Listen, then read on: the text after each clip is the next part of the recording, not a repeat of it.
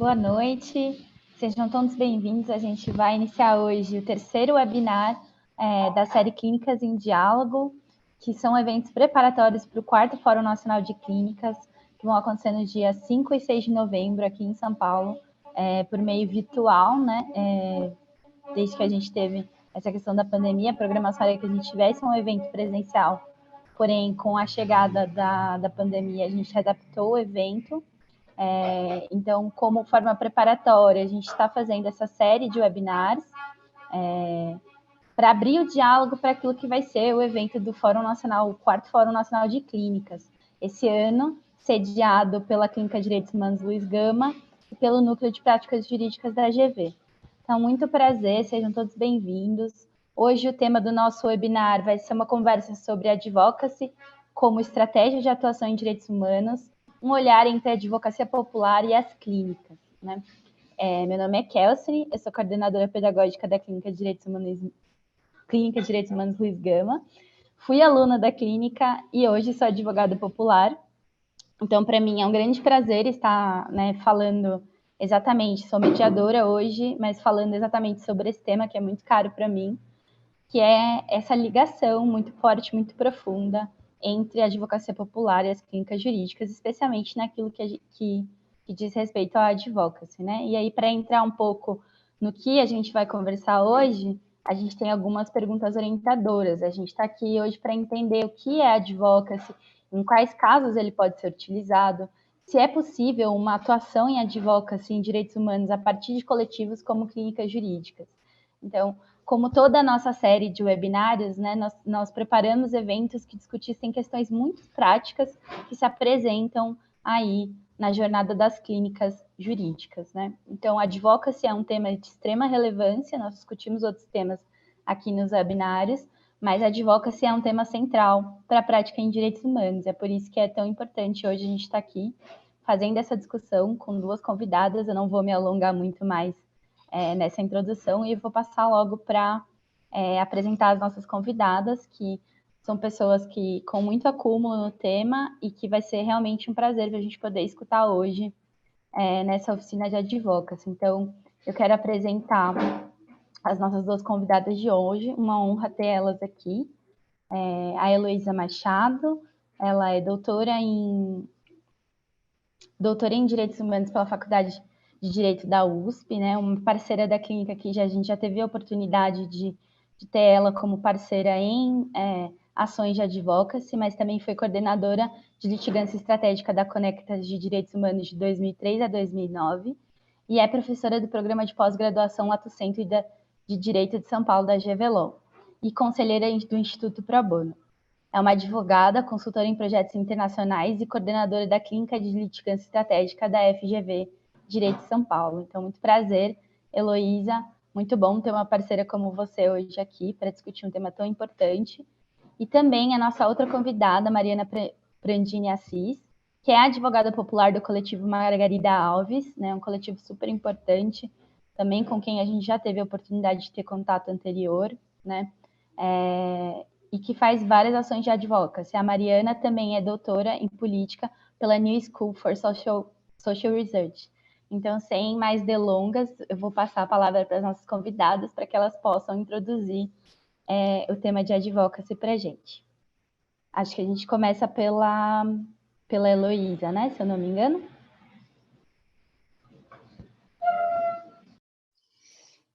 Olá, Kelsey, olá, Mariana Prandini. Que prazer enorme dividir essa mesa de diálogo com vocês. Faço aqui um elogio rasgado a Mari Prandini, que é uma gigante, tem sido uma parceira muito firme em vários casos com os quais a gente tem trabalhado ao longo dos anos, então estou muito feliz de compartilhar essa mesa aqui contigo para debater, enfim, uma coisa que a gente tem feito aí nos últimos anos e tentado encontrar as saídas para melhor implementar direitos humanos a partir dessas práticas. Agradeço também toda a comissão organizadora do 4º Fórum de Clínicas, agradeço demais todo o apoio que a Cássia, da Fundação Getúlio Vargas, deu para a realização desse evento, e também deixo um beijo aqui para Janaína Gomes, que atuou muito aí nos bastidores e previamente para que esses eventos preparatórios ao 4º Fórum de Clínicas pudessem acontecer.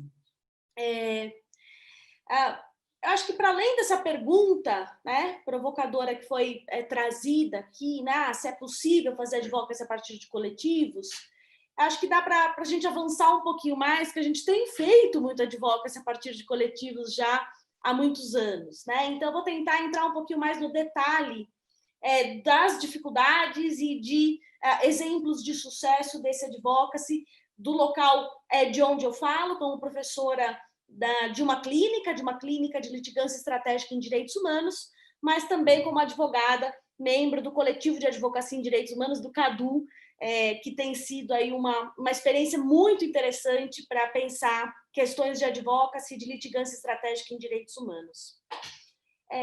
Eu vou tratar a advocacy aqui como, talvez, na sua acepção mais simples, na acepção de influenciar uma tomada de decisão, né? Então, de um trabalho estruturado para influenciar uma tomada de decisão, seja no legislativo, seja no executivo, seja no judiciário, seja para atores sociais, seja para a imprensa, enfim, advocacy como um trabalho de convencimento, um trabalho de influenciar uma determinada tomada de decisão, que pode vir, claro, das instâncias do poder público, mas também de atores privados, né? Eu sei que há um grande debate sobre as diferenças entre advocacy, lobby, a regulamentação dessa profissão, se, em estrito senso, advocacy só seria pensado para o âmbito legislativo e não para o âmbito do litígio. Eu vou deixar todas essas discussões para lá, porque me parece que a nossa prática, a nossa empiria, a nossa experiência extravasa um pouco essas caixinhas onde tentam colocar as nossas ações, né? Então, usando a advocacy nessa acepção mais simples possível de influenciar uma determinada tomada de decisão, eu gostaria de construir como que esse advocacy tem sido feito, as suas possibilidades e as suas limitações, em clínicas de litigância estratégica, que é um dos argumentos aqui, um dos principais elementos do nosso painel. Então, como fazer advocacy numa clínica jurídica que trabalha com litígio estratégico? É um pouco esse o desafio que eu pretendo superar aqui nessa exposição. Aqui também acho importante parar um pouquinho para imaginar o que é uma litigância estratégica, né? E aqui também a gente tem uma definição que é absolutamente ampla, e é bom que seja assim, porque há modelos e formas tão distintas e objetivos tão distintos de sua realização, que me parece que uma definição muito concreta pode excluir mais do que incluir práticas que estariam próximas à noção de litigância estratégica. Então, eu estou tratando aqui também litigância estratégica como aquele litígio, e aqui eu estou usando também uma acepção, vamos dizer, mais estrita, né, de um caso levado aos tribunais, de um processo judicial, que tem por um objetivo algo que transcenda a mera resolução do caso. Pode ser o impacto coletivo, pode ser a construção de um precedente, uma nova tese, pode ser a ampliação de uma legitimidade, pode ser um caso para criar uma discussão política e permitir um advocacy, enfim, onde o objetivo não é só a resolução daquele conflito e, eventualmente, daquele conflito subjetivo, mas um litígio que foi construído se pensando em atingir algo além da mera resolução daquele caso, né? Um litígio que, portanto, compreende tanto uma forma individual como coletiva, que pode ter distintos objetivos, mas que tem sempre em comum a ideia de um plano prévio, do estabelecimento de objetivos, de uma constante reavaliação de cada um desses pontos, de cada uma das etapas, para que os objetivos possam ser repensados, né?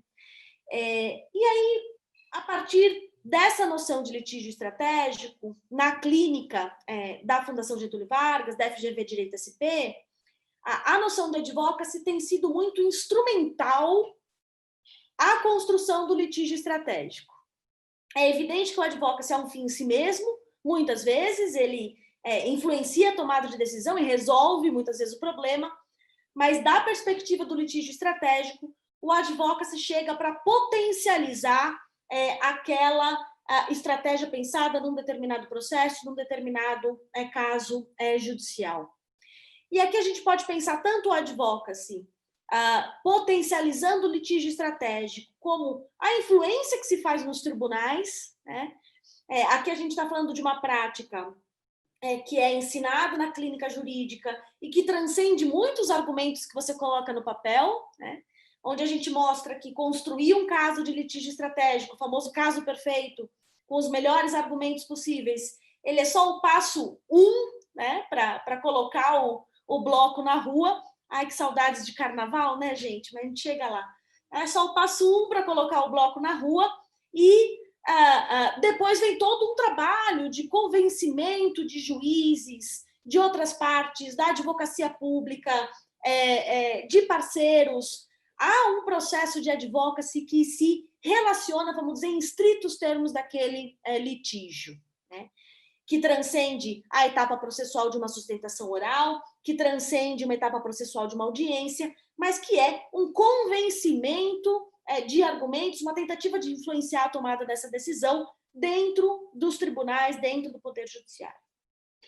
E há também uma noção de advocacy bastante instrumental ao litígio, que é pensada para fora, né? Para fora dos tribunais, e que daí pode ter tanto objetivos para reforçar aquele litígio estratégico, como também objetivos, talvez, para outros, né? Independentes a partir daquele tema.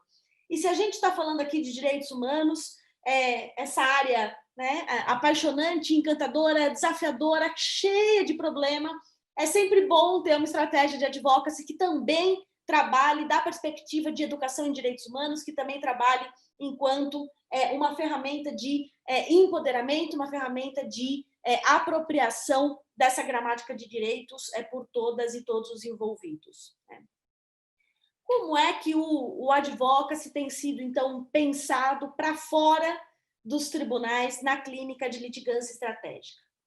A gente constrói 6 etapas essenciais para se pensar qual advocacy será feito naquele litígio estratégico. A primeira coisa que a gente faz é um mapa de atores. Quem são os atores relevantes para debater esse determinado tema? Quem são os atores relevantes que certamente precisam necessariamente estar do nosso lado? Quem são os atores que a gente sabe que estão do lado oposto, né? Tudo isso como um grande plano para se pensar os riscos de sucesso do caso. O segundo passo que a gente constrói na noção de advocacy associada a litígio estratégico é a narrativa. Né? Então, qual é a mensagem principal desse litígio? Qual é a mensagem principal que a gente quer passar para um determinado caso, para uma determinada violação sistemática, para um caso de discriminação, para um caso de exclusão? Né? E aí se envolve muito uma noção de estratégia, de teoria do discurso, inclusive, para se imaginar qual é a narrativa que tem maior capacidade de influenciar aqueles atores que foram escolhidos naquele primeiro passo. Terceira etapa, avaliação de riscos. Né? Infelizmente, nós vivemos um país com violência contra defensoras e defensores de direitos humanos, nós vivemos um país que mais mata advogados e defensores ambientais, e a gente tem assistido, infelizmente, a morte desses ambientalistas, dos advogados, das advogadas, dos ativistas. Então, a avaliação de risco em litígio em direitos humanos é uma etapa absolutamente necessária. Né? Que tipo de risco a gente está submetido? Estamos submetidos a um risco econômico em razão da natureza desse caso? Estamos submetidos a um risco reputacional, caso o caso dê errado? Estamos submetidos a um risco de vida, né? A depender de com quem você está litigando e construindo, e tudo isso precisa ser ponderado para, claro, se chegar à quarta etapa, que é a mitigação desses riscos. Né? Que medidas você precisa tomar para mitigar os riscos que estão colocados? Eu preciso buscar novas parcerias? Eu preciso repensar a narrativa? Eu preciso escolher um outro tribunal? Né? Como é que eu associo essa noção de advocacy à própria viabilidade do litígio estratégico?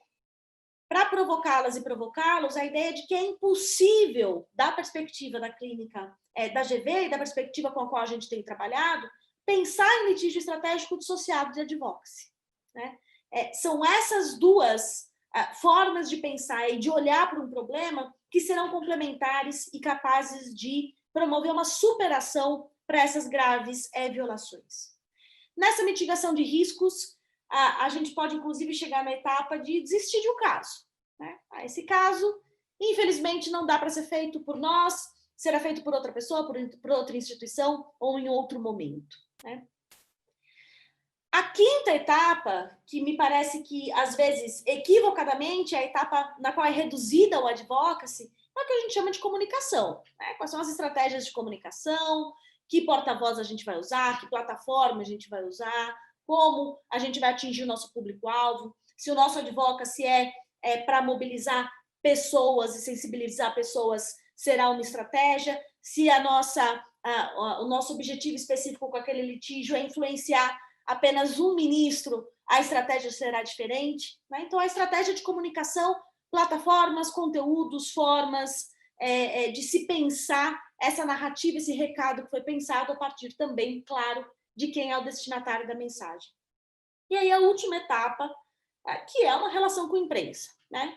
Com uma mídia independente, com a grande imprensa, em redes sociais, que tipo de veículo será pensado para que aquela mensagem alcance o seu maior objetivo, né? A experiência que nós temos tido na clínica é muito rica, né, de oferecer para as alunas e para os alunos essa outra visão de se imaginar os casos, né? Geralmente as alunas e os alunos de direito olham na televisão, né, um caso, a entrevista de uma advogada, de um advogado, de um juiz, de uma vítima de uma violação, né? E não tem muitas vezes ideia de todo o trabalho que foi feito para se chegar até lá, né?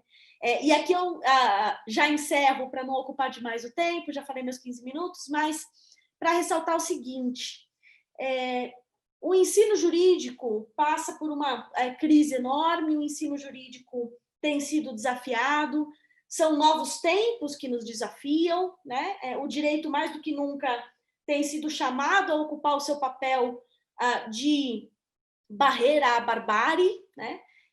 De uma perspectiva de um direito que pode ser emancipatório.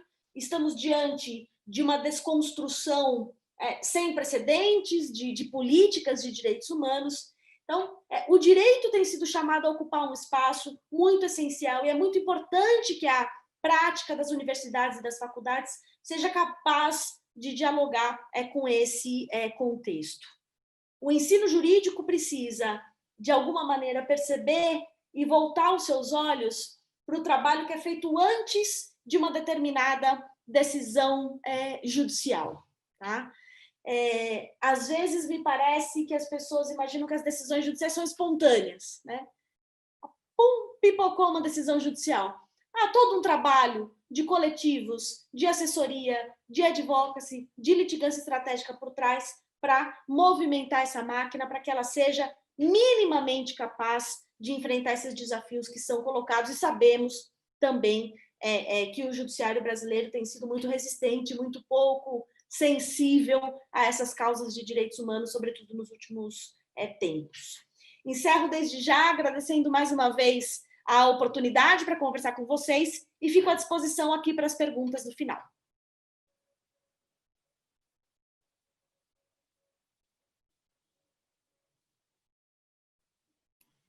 Bom, também queria começar agradecendo, gente, a oportunidade por estar aqui hoje, por rever a Elô.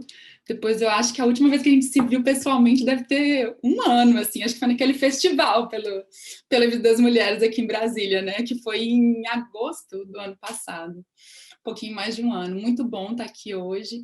Agradecer à organização do 4º Fórum Nacional de Clínicas Jurídicas pelo convite, ao coletivo Margarida Alves para participar desse espaço. Eu acho que é muito interessante, assim, né, ver como que a advocacia popular, que é uma experiência que começou nas margens, assim, do direito brasileiro, né, hoje faz parte desses espaços e é reconhecida e tem esse lugar. Eu acho que isso é incrível, assim, isso mostra uma transformação gigantesca pelo qual o ensino jurídico e as faculdades de direito passaram. Ao menos quando eu comparo com a minha formação na faculdade de direito e vejo hoje a formação que os estudantes têm, é fabulosa, assim, né, que a gente caminhou aí durante uma década e meia, assim, né, a passos larguíssimos, assim, isso é muito bom. Agradecer aqui ao Sene também e a Flávia e a Verônica, que estão apoiando a gente aí com todo o apoio técnico e garantindo que as coisas funcionem, né? Eu pensei um pouquinho, e aí acho que foi super bom, porque a Elô trouxe mais essa perspectiva prática e como eles têm feito isso na Clínica de Direitos Humanos, que ela coordena, e eu pensei em começar um pouquinho antes, assim, me perguntando o que é advocacy, né? Eu tenho uma trajetória, uma formação em teoria política que sempre me faz buscar, assim, história das ideias, história dos conceitos, né? E fui buscar, então, o que é, afinal de contas, advocacy, né? E é interessante porque, ao tentar fazer essa pesquisa sobre a história do conceito de advocacy, a gente vê que existe muito pouca discussão acadêmica propriamente sobre o conceito. Mas eu encontrei um artigo bem interessante de um professor de Chicago, que vai falar sobre o papel do advocacy na sociedade civil, e ele retoma, assim, né, a advocacy, vai dizer que a advocacy é um conceito que estava desde a sociedade clássica, né, desde os gregos e os romanos, você já tinha essa visão, assim, do que é a advocacy, né, e a advocacy, ela era entendida, né, era aquela figura, né, na sociedade pública que estava empenhada na melhoria da sociedade.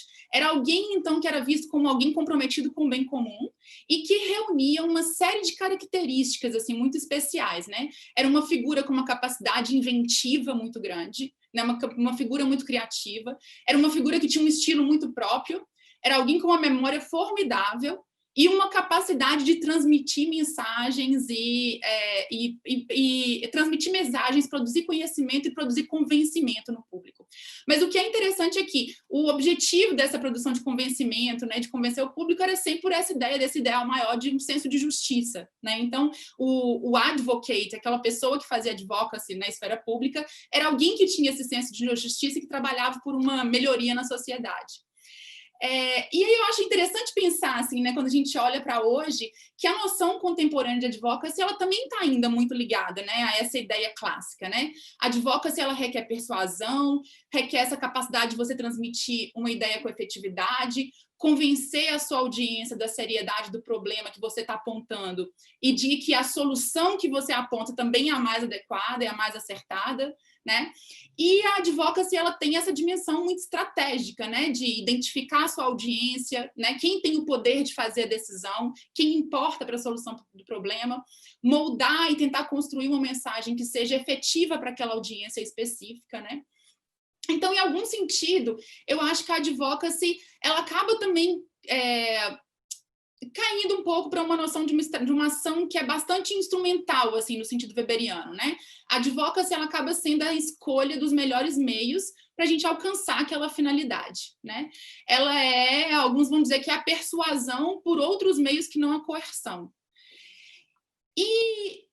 E aí o que eu fico pensando é que, né, o que me leva um pouco a refletir sobre o que é... Porque na advocacia popular, a advocacy não é um termo muito utilizado, né? Não é algo que a gente utiliza, né?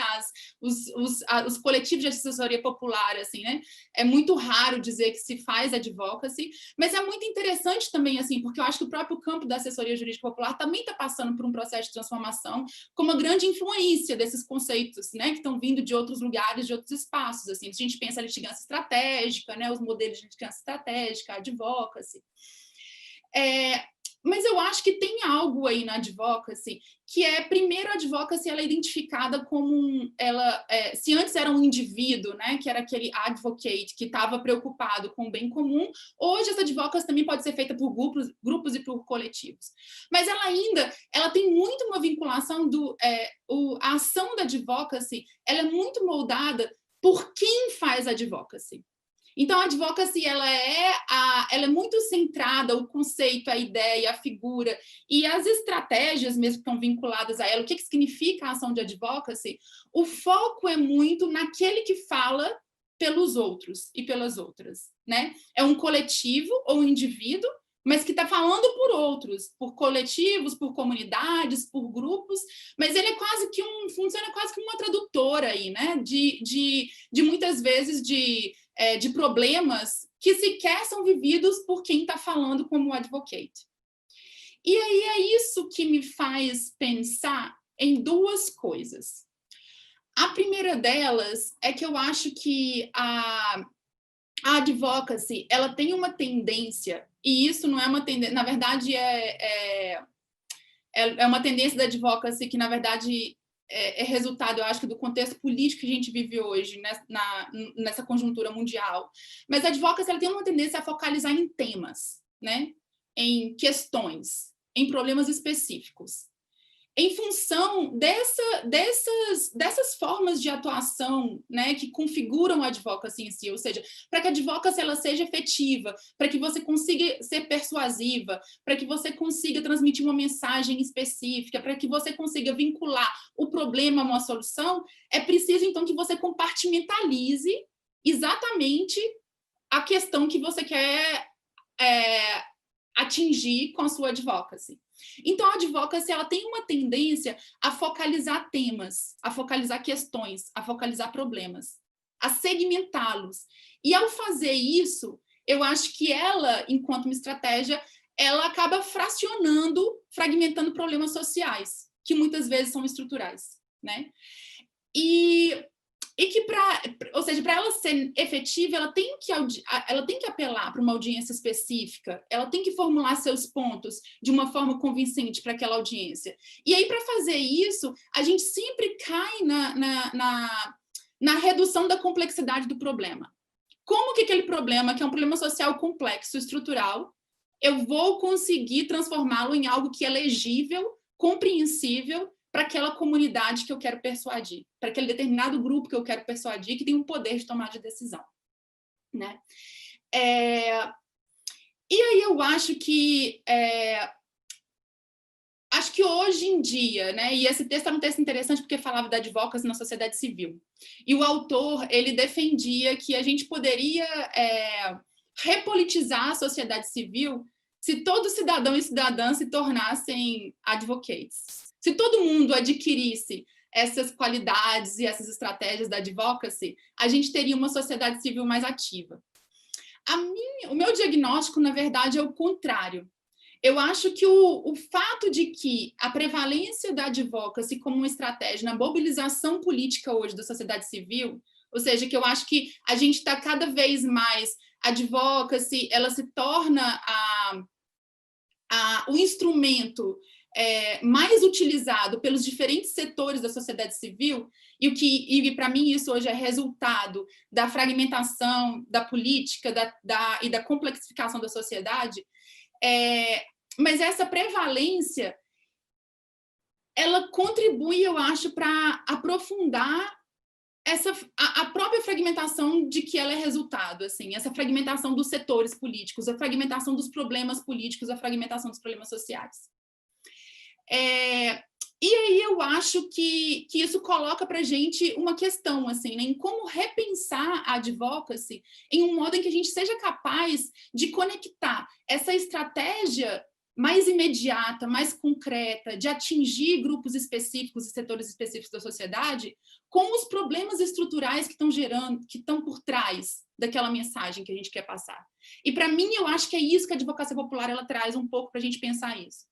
Eu acho que a advocacia popular, que os princípios da advocacia popular, e como eu já disse no início da minha fala, a advocacia popular, eu acho que ela também está passando por uma transformação muito grande, que o campo tem que pensar um pouco, mas eu acho que os princípios da advocacia popular, eles tendem a nos fazer retomar essa dimensão mais estrutural dos problemas. E, possivelmente, a reinventar o nosso próprio conceito de advocacy. A pensar como que a gente faz uma advocacy que não vai ser uma advocacy simplesmente acomodativa, que a gente vai conseguir, então, dar uma resposta, uma solução a um problema imediato, mas que está ainda na superfície, para a gente produzir uma advocacy que seja transformativa. Ou seja, uma advocacy que consiga dar visibilidade à dimensão estrutural dos problemas que a gente está encontrando. E aí, para dar um pouco de praticidade, eu acho que a gente pode pensar, por exemplo, assim, no racismo, né? A gente pode fazer uma grande ação de advocacy para pensar o racismo no mundo do trabalho como se o racismo fosse simplesmente um problema de relações interpessoais dentro das grandes firmas, assim, né? E o problema é um problema de formação interpessoal e das pessoas receberem treinamento em como conviver na diversidade. Mas a gente pode, por outro lado, pensar em uma ação de advocacy em que a gente vai tentar atingir esses públicos, mas que, ao mesmo tempo, a gente mostra como que o racismo na verdade, é estruturante da sociedade brasileira. E como que o racismo está vinculado ao fato de que a gente nunca lidou com o fato de que a nossa sociedade ela foi fundada a partir das bases da escravidão. E eu acho que essas duas formas de ver, né, e de pensar o que é a advocacy, eu acho que traz um impacto muito grande para o formato político. E aí eu queria passar um pouquinho aqui por alguns desses princípios que eu acho que são princípios orientadores da advocacia popular, que podem transformar o modo como a gente pensa a advocacy, assim, o modo como a gente pratica a advocacy, né? Que princípios que são esses, né? O primeiro, eu identifico esses princípios como o quem, o que, o onde e o porquê da advocacia popular, né? Então, a primeira pergunta que a advocacia popular, né, que a gente faz é: quem que seleciona o caso e quem que estabelece o objetivo da mobilização jurídica, né? É o advocate? É a advogada popular? É a pessoa que está planejando a ação? Não, assim, da perspectiva da advocacia popular, né, os casos, né, o objetivo do caso, o porquê que a gente está utilizando aquela estratégia de mobilização, quem vai dar isso é o movimento social ou os coletivos assistidos, né? O advogado, ele funciona só como alguém que vai traduzir os anseios, as necessidades, né, os objetivos daqueles grupos para uma linguagem jurídica. Mas quem vai dizer, né, o que vai se tornar um caso, o que se torna uma ação de advocacy, né? E qual o objetivo dessa ação, né? São aqueles que estão sofrendo, né? Aqueles que vivem a realidade do problema. Então, são os objetivos políticos que direcionam as ações de mobilização, né? As ações de advocacy, para a gente utilizar o termo que a gente está discutindo aqui. Quem que é protagonista dessa ação? E eu acho que isso aí também é muito interessante, né? Embora, então, esses advocates, né, as advogadas populares, elas estão conduzindo o processo jurídico lá por trás, são as lideranças políticas que vão ser protagonistas das ações. São as lideranças políticas que aparecem publicamente, né, para falar sobre os grupos e sobre os problemas que estão sendo tratados, assim, né? Então, é uma coisa que a advogada popular, ela está sempre atrás do movimento. Ela não está à frente falando pelos grupos e tentando traduzir quais são os problemas sociais que estão sendo atacados por meio daquela ação de advocacy, né? Ela funciona simplesmente ali como um fio condutor. E quem é o protagonista da ação são os grupos assistidos, os movimentos sociais, os coletivos. Eu acho que tem uma outra coisa que é muito interessante, que é quando a gente pensa, então, e aí pensando um pouco em todas essas estratégias de ação que a Elo estava elencando, e que eu acho que é incrível pensar nessa forma, assim, né, extremamente assim, didático também, pensar como a gente organiza a ação, mas eu acho que uma dimensão muito importante é pensar qual que é o tipo de relação que se estabelece, então, entre as advogadas populares e os grupos e os indivíduos com os quais a gente está trabalhando, né? E essa relação, ela é sempre uma relação, primeiro, horizontal, ela é sempre uma relação dialógica, ela é sempre uma relação colaborativa, e a gente parte do princípio, assim, da convicção de que o conhecimento, ele vem dos dois lados, de que o conhecimento, ele, na verdade, ele é trocado. Ou seja, né, nós, enquanto advogadas, a gente pode conhecer um monte de coisa, mas quem, de fato, conhece a realidade do problema, quem está vivendo o problema, quem sabe, e muitas vezes as soluções práticas que vêm dali, de viver aquela realidade do problema, são as comunidades, os grupos afetados, os coletivos assistidos. Para mim, uma outra coisa que é muito importante, que eu acho que é central na advocacia popular, é perguntar onde que está a política, né? Onde que a política se localiza?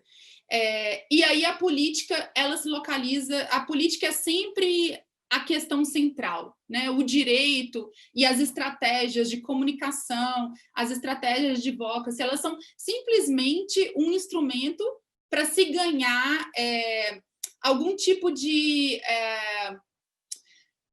para se ganhar algumas fortalezas no combate na arena política. Então, o direito, as ações de comunicação, elas são sempre auxiliares de uma disputa muito maior que acontece na arena política. E essa condução dessa disputa maior que acontece na arena política, ela é dada pelos movimentos, pelos grupos assistidos. E eu acho que as ações de advocacy, as ações de litigância, o que elas ajudam é a fortalecer contranarrativas que surgem dessa arena política, né? Ou seja, na arena política, esses grupos eles estão produzindo contranarrativas. Os grupos eles estão produzindo suas reivindicações, eles estão produzindo suas próprias histórias. E o que a gente faz com as ações de advocacy, com as ações de litigância, é fortalecer essas contranarrativas, é fortalecer essas novas configurações políticas. E, por fim, eu acho que a resposta é a pergunta e isso acho que vai muito na linha do que Elô também falava, né? De se perguntar por que, então, se engajar em ações de advocacy ou de litigância estratégica, né? Qual que é a razão, né? E eu acho que é pensar que essas ações elas vão contribuir para que os movimentos e os grupos eles possam alcançar o seu objetivo maior, assim. E que essas ações elas podem responder a um problema muito específico, mas que as ações elas servem para dar visibilidade a um contexto, né, de injustiça social que é muito mais amplo do que o que a ação específica consegue capturar.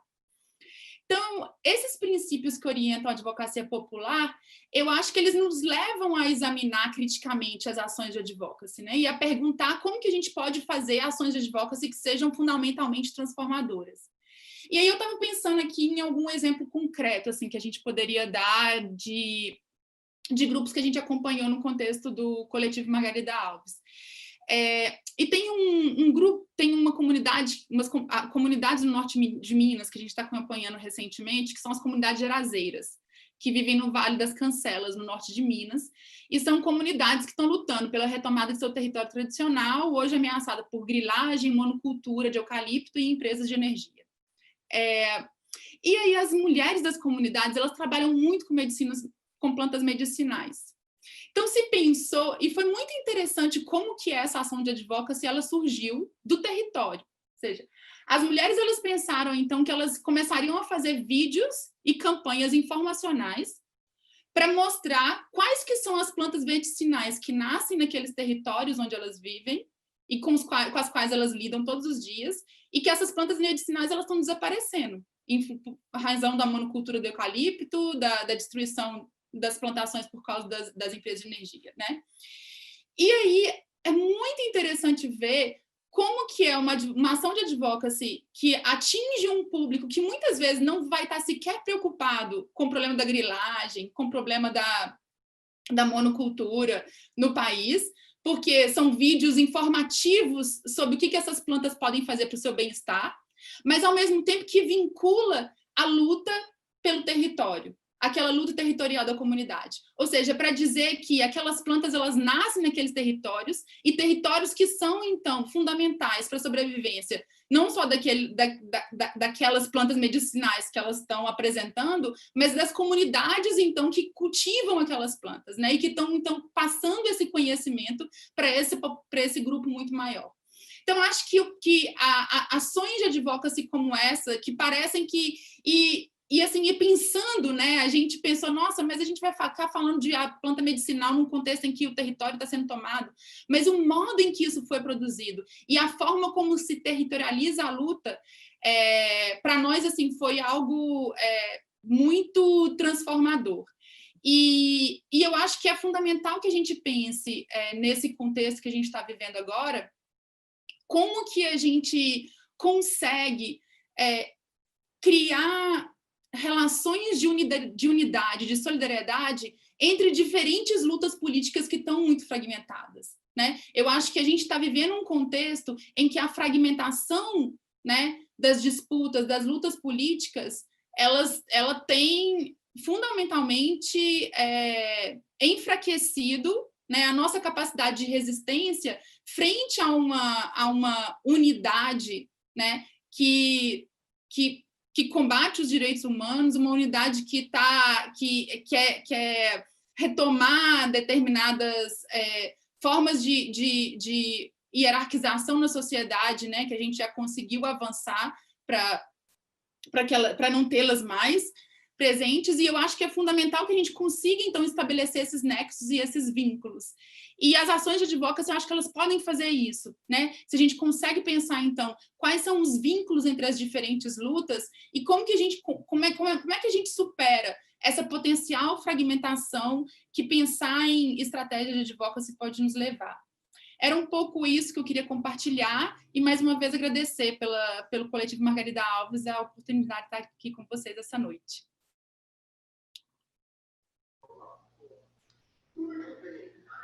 Nossa, muito... Não tem... Assim, tem até pouco que a gente possa falar depois de duas falas como essa, né? Tanto da Elo quanto da Mariana. Assim, uma honra mesmo poder ter escutado vocês. Acho que as falas foram muito complementares, né?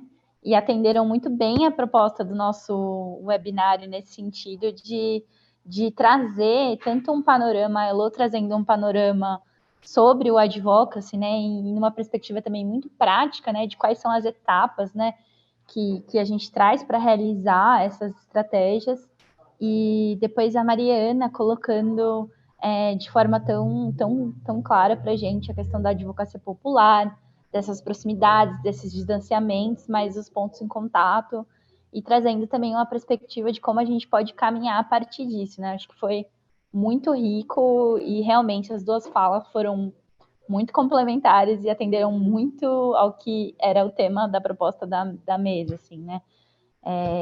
E eu acho que muita gente ficou aqui muito contemplada também. A gente teve alguns comentários no chat, algumas perguntas. Eu vou ler uma pergunta aqui, e eu acho que a gente pode atender, ver tanto a Heloísa quanto a Mariana, quem quiser responder, tá? Então, só para a gente começar, a Helena Simões, ela falou: importante falar em educação de direitos humanos como uma estratégia de advocacy. Pode nos dar algum exemplo? Quais cuidados são importantes ao pensar estratégias de advocacy? Então, a pergunta da Helena. A Edilma Desidério falou: sou professora em uma universidade pública aqui no México e tenho uma graduação em Direito com enfoque intercultural. Essa iniciativa é muito importante para trazer a discussão sobre o ativismo e o trazer o exercício ativo da advocacia. Felicidades. Então, ela manda aí um abraço para as nossas convidadas. Acho que vou deixar essas duas perguntas, ver se tanto a Mariana quanto a Elo querem fazer um comentário sobre isso. E aí depois a gente caminha para encerrar o nosso webinário.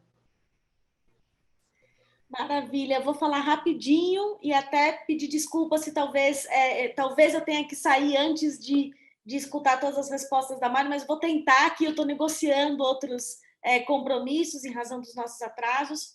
Acho que tem vários exemplos interessantes, como a educação em direitos humanos está articulada, de certa maneira, com a advocacy, e eu concordo muito com a Mari Prandini, né? A gente também não está falando de litígios que são completamente dissociados de movimentos, né? Há uma integração, uma inter-relação, uma negociação que é muito interessante também, feita mesmo por estratégias que não são e não partem dos pressupostos da advocacia popular. Pensando assim rapidinho na resposta, eu acho que tem dois casos super interessantes, né? Um caso que é bem de ponta, que são esses casos, por exemplo, de reconhecimento facial, né? Que representam uma série de violações de privacidade, a intimidade, que causam riscos de persecução criminal, perseguição a movimentos, a lideranças, a pessoas, viés racista, enfim, um monte de coisa, um monte de violação junta, misturada num pacote de reconhecimento facial que tem sido implementado em várias, né, políticas de segurança, mas também políticas de transporte. A primeira abordagem, né, dos movimentos que trabalham com intimidade, privacidade e direitos digitais foi, de certa maneira, criar campanhas, né, e formas de dialogar para expor, vamos dizer assim, né, para as pessoas, de que a intimidade é um bem importante, né, de que a privacidade é um bem importante, que elas precisam se preocupar com isso, que não é tanto faz se estão me filmando, né? Então, eu acho que esse é um primeiro exemplo de como, muito antes de se pensar numa estratégia de advocacy em legislativo, em judiciário, em litígio, se começou mesmo pela a noção de que, olha, né, é novo, é moderno, entra com uma roupagem aí de nova tecnologia, de avanço, de desenvolvimento, mas tem embutido aí um problema, né? Então, acho que tem muito dessa sensibilização, desse despertar para uma lógica de direitos fronteiriça, vamos chamar assim, né? Um outro exemplo que eu acho muito interessante para a gente pensar a educação em direitos a partir de advocacy é uma iniciativa que eu conheço que se chama Rede Escola Pública Universidade, REPU, né?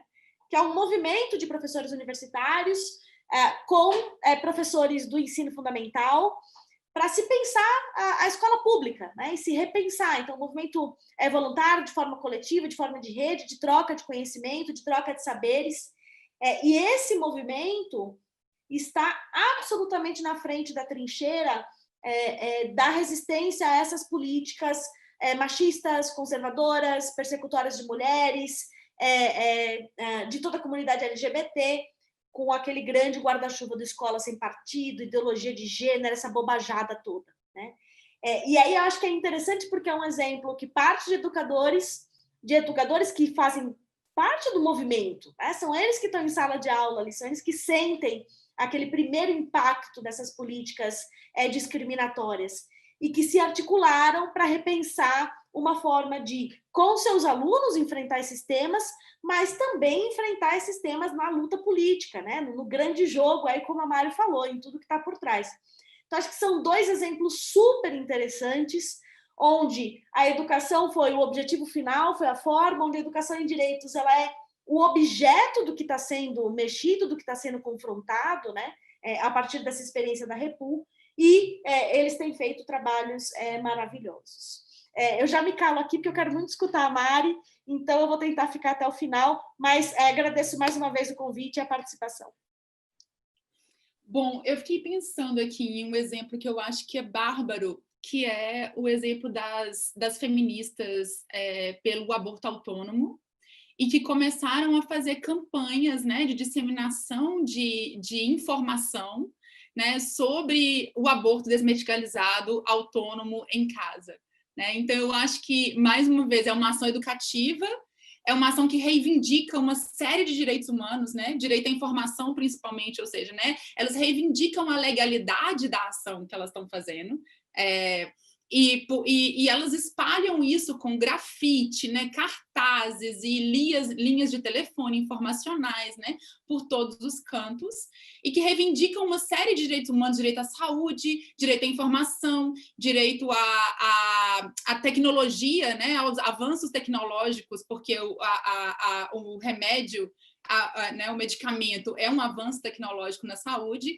e elas reivindicam a legalidade dessa ação informativa, então, como uma forma de, não apenas, e eu acho que é muito interessante, porque ao mesmo tempo em que você combate, né, a injustiça da lei penal, mas você também combate o problema da medicalização do aborto, né? Você combate o problema da medicalização, reivindicando, então, retirando da jurisdição médica é isso que é parte da vida das mulheres e pessoas com capacidade de gestar. Então, acho que essa para mim, assim, é uma estratégia incrível, né? E pensando um pouco nessa capacidade de transformação, como essas duas que você mencionou, tem essa capacidade de transformação gigantesca, porque ela altera todo o entendimento que a gente tem sobre o que é aborto, quem pode fazer, como se faz, em que contexto, o que é necessário, quais são os riscos, né?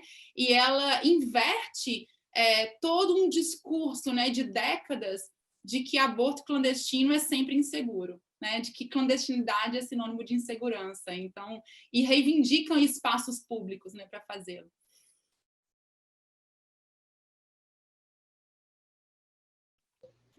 Acho que bom, primeiro é isso, assim, acho que bem contemplada também nas respostas, não sei se Tá travando a minha câmera aqui, tá travando um pouquinho, mas se vocês estiverem me ouvindo, me falem. Acho que para resgatar a vida era um pouquinho essa missão de falar um pouco do trabalho da clínica nesse sentido, né? A clínica de direitos humanos, eu acho que transita muito entre tanto o que a Elo trouxe, mas também quanto o que a Mariana trouxe, né? Então a Elo falou muito do advocacy como um processo de influência e que deve estar em constante reavaliação, né? A Mariana falou desse caráter instrumental do advocacy também, né? Eu acho que quando a clínica de direitos humanos Luiz Gama, ela realiza as suas ações, né, como clínica, a gente tem sempre também, eu acho que tem esse contexto que a gente tem que dar, que é como a gente pensa, primeiro, qual é o papel de uma clínica e que tipo de atuação em direitos humanos a clínica Luiz Gama prevê como o seu tipo de atuação em direitos humanos, né?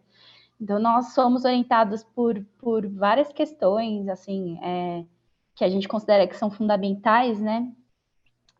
Uma delas é tentar entender que esse contexto de atuação em direitos humanos ele é cada vez mais profissionalizado, né? Então, o contexto de atuação em direitos humanos que a gente tem hoje não é o mesmo contexto de atuação em direitos humanos que a gente tinha 30 anos atrás. Então, é um campo cada vez mais profissionalizado, muito tomado também por profissionais do direito, né? Quando a gente fala do campo em direitos humanos, ele está carregado de advogados, e muito também, às vezes, distante, né, daquilo que a Mariana coloca, que é dessa relação entre as pessoas que sofrem a opressão e as pessoas que atuam na defesa de direitos humanos, né? Então, quando a gente vai falar de uma prática da Clínica de Direitos Humanos Luiz Gama, a gente tem como pressuposto responder não só a uma crítica ao ensino jurídico, mas a uma crítica também à prática de direitos humanos, né? E aí a gente olha para a trajetória da Clínica de Direitos Humanos Luiz Gama, e nós temos, durante esses 10 anos, a clínica foi criada em 2009, apesar da gente ter uma temática específica, que é a população em situação de rua, uma variedade de formas de incidência, né? Apesar da gente ser uma clínica jurídica, nós tivemos pouca incidência no judiciário, né? Durante esses 10 anos, a gente atuou em vários tipos de tema dentro da população em situação de rua, porque isso já traz uma dimensão, né? Você trabalhar com um tema não significa que você trabalhe necessariamente sempre de uma forma, porque dentro do tema população em situação de rua existem várias violações de direitos humanos, vários campos de incidência, né? E a gente respondeu ao longo dos anos a esse campo de formas muito diferentes. Então, 2 pressupostos que a gente costuma elencar na clínica para nossa atuação, que a gente percebe que atravessa, né? O que marca a Clínica de Direitos Humanos Luiz Gama? A questão da autoridade compartilhada, então, a forma como a gente enxerga a nossa prática através dessa decisão compartilhada, né? Então, que é colocar à disposição das pessoas com quem a gente atua as ferramentas com as quais a gente trabalha, o objetivo que é muito do que a Mariana trouxe aqui, com relação à visão da advocacia popular, né? Que é colocar na mesa essas ferramentas, esses instrumentais, mas dividir o poder de decisão sobre o uso desses instrumentais com as pessoas com quem a gente trabalha. E a outra questão é a questão da escuta ativa, né, que também é muito cara para a gente. Então, se a gente for olhar para a diversidade de temas que a gente teve de 2009 para cá, o que atravessa todas elas, e aí eu indico um artigo muito bom da Janaína Gomes, que é a nossa coordenadora, uma das organizadoras do fórum, que é o ouvir como prática de direitos humanos, né? Como para o advogado isso é subestimado. O ouvir, ele não é só o ouvir, ele é uma prática de direitos humanos, né? No sentido que a gente tem uma consciência de que a gente forma advogados para falar. O curso de direito é focado para ensinar o advogado a falar, não a escutar, né? Então, a gente entende a nossa prática clínica como deslocar o advogado, né, o estudante de direito, dessa posição de fala para uma posição de escuta. E é através dessa posição de escuta que a gente tem realizado as incidências que a gente faz. Então, todos os nossos projetos, e é por isso que eles são tão variados, eles surgem em determinados momentos diferentes a partir dessa escuta, né? Então, tanto os problemas que a gente levanta para a incidência, quanto a forma como a gente vai incidir, eles vêm a partir do que a gente está escutando no campo, isso atravessa, né? Então, o nosso primeiro projeto é uma ouvidoria comunitária para a população em situação de rua. Então, os alunos realizam a escuta dessa população diretamente no Cefras, ali em 2009, que é o Serviço de Assistência Franciscana. Então, a população em situação de rua conhece como chá do padre, né? Então, eles iam à tarde tomar chá e a gente tinha uma ouvidoria ali em que a gente escutava todo tipo de questão. Então, não só as pessoas não chegavam para a gente para falar, eu tenho um problema de benefício no INSS. Elas chegavam, às vezes, para contar da vida, né? Para contar de várias outras questões. E no meio desses relatos, é claro que a gente conseguia extrair uma série de violação de direitos humanos, e essa era uma demanda do Movimento Nacional da População em Situação de Rua na época, que era a sistematização desses dados, né? De quais são as violações em direitos humanos que a população em situação de rua enfrenta cotidianamente, né? Qual é o panorama, qual é o quadro que se estabelece para a população em situação de rua? Então, isso era uma demanda, então, a partir dessa demanda do movimento, a gente realiza essas ouvidorias para ter essa sistematização. Mas já houve momentos na nossa trajetória também em que a gente trabalhou com a pesquisa como uma ferramenta de incidência, né? Então, quando em 2015 a gente começa a escutar os relatos em campo das mulheres que relatam ter os seus bebês retirados, as mulheres em situação de rua gestantes, que elas não conseguem exercer essa maternidade porque os filhos são retirados, né? Então, a gente vai se debruçar isso através da pesquisa e a gente vê, por exemplo, que o judiciário é um grande gargalo para essas mulheres, né? Quando o caso de destituição chega no judiciário, há muito pouco que a gente possa fazer. A maioria dos casos são destituídos. Então, a estratégia que a clínica escolheu na época foi incidir antes desse momento. Então, não incidir no judiciário, porque a gente percebeu que uma discussão no judiciário seria super sensível nesse tema, e a gente começa a construir uma atuação a partir da pesquisa de incidência com as profissionais que atendem essas mulheres, né? Então, discutir quais são os medos dessas profissionais, por que elas decidem de uma forma ou de outra forma, por que elas encaminham os casos para a vara, o que determina isso, né? Como que a gente pode fazer, inclusive essa é uma das questões que esse foi um trabalho de educação em direitos humanos, né? Nós fazíamos formação com as mulheres no território, as profissionais que atendiam essa mulher, trabalhando essas questões da maternidade. Às vezes existiam dúvidas muito concretas, né? Por exemplo, eu posso deixar essa mãe amamentar a criança? Porque existiam, às vezes, decisões judiciais que proibiam a mãe, em situação de rua, na maternidade, amamentar essa criança. Assim como, às vezes, o médico falava, não pode amamentar. Então, a gente tinha que responder esse tipo de pergunta, né, para as profissionais. Eu posso ou não posso autorizar essa mulher a amamentar? Eu posso ou não posso autorizar essa mulher a exercer o direito de visita para essa criança? Então, foi um trabalho de educação em direitos humanos, assim. E atualmente, a clínica ocupa o Comitê Municipal da População em Situação de Rua. Então, semanalmente, a gente está discutindo políticas públicas para essa população, né? Ao mesmo tempo em que a gente está articulada com o Movimento Nacional da População em Situação de Rua, o Movimento Estadual da População em Situação de Rua, sempre pensando essas políticas a partir do que esses movimentos trazem para a gente, né? Então, uma coisa que eu acho interessante de pensar é isso, né? O quanto essa escuta é importante quando a gente fala em termos de advocacy, mas também o quanto, né? E a advocacia popular traz muito isso, como a Mari disse, o quanto que a gente fala em advocacy, mas se a gente pensa em advocacy nesse sentido mais geral, que é uma certa incidência que a gente realiza para transformar uma questão na sociedade, a gente tem que pensar o quanto os movimentos sociais, eles são muito ricos nisso, né? Porque os movimentos sociais sempre incidiram e sempre tiveram estratégias de incidir e sempre criaram e foram muito criativos nessa incidência, né? Que eles fazem com relação a essas estratégias de transformação social mesmo, nas suas pautas, nas suas lutas, né? O quanto eles são ricos para ensinar a gente nesse sentido.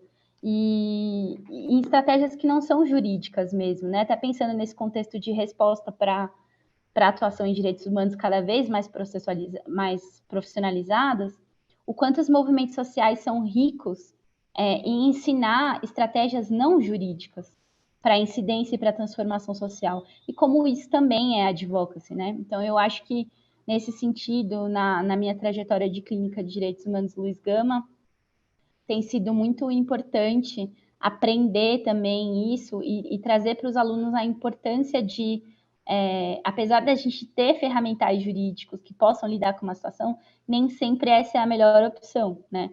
E como os movimentos sociais, eles têm estratégias muito próprias de fazer essa incidência, de fazer essa transformação, que são muito ricas, né? Então, acho que tem essas duas questões. A gente passou por vários episódios na clínica em que a gente teve que discutir. Então, a clínica também já fez incidência em processos, né? A mais recente que a gente fez foi uma nota técnica sobre remoções e população em situação de rua, em que a gente inseriu essa nota técnica em um processo de remoção e meio que contextualizando assim para o juiz, né, que o que aconteceria com aquelas famílias se elas fossem removidas, né? Como elas seriam impactadas pela pandemia se elas fossem removidas naquele momento daquele imóvel.